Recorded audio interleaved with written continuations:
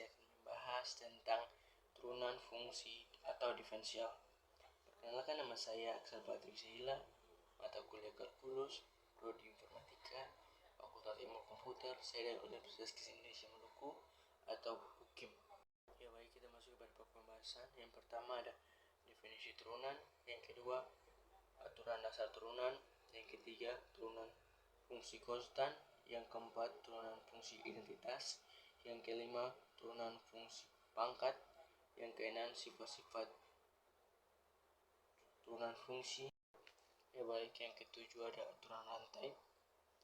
Untuk yang A yaitu konsep chain ring, B teorema aturan rantai, C turunan berdasarkan aturan rantai, dan yang kedelapan yaitu contoh soal.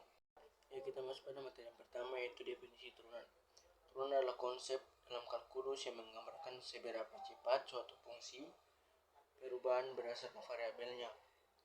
Turunan juga bisa diartikan sebagai kemiringan garis singgung pada kurva suatu fungsi di titik tertentu. Ya, materi yang kedua yaitu aturan dasar turunan. Aturan dasar turunan mencakup cara menghitung turunan dari penjumlahan, pengurangan, perkalian, dan pembagian dua fungsi. Juga mencakup aturan untuk fungsi konstan dan fungsi identitas. Ya baik, kita masuk kepada materi 3 yaitu turunan fungsi konstan.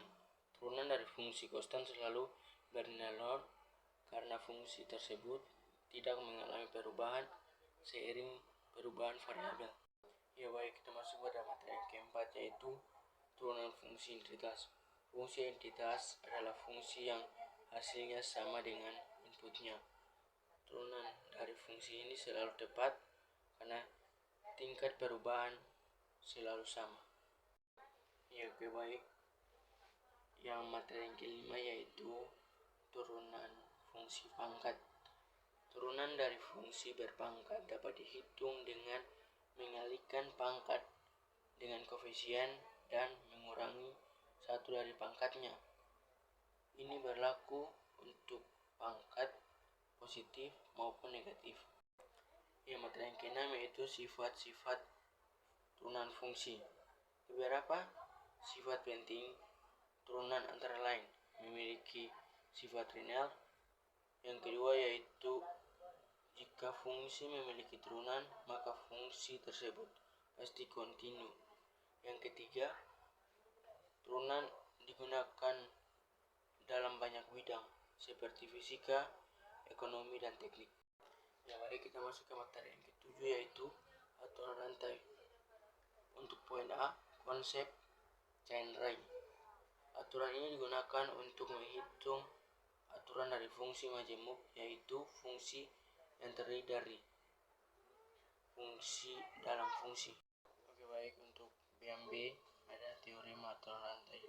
Teorema ini menyatakan bahwa turunan dari fungsi majemuk diperoleh dengan mengalihkan turunan fungsi luar dengan turunan fungsi dalam.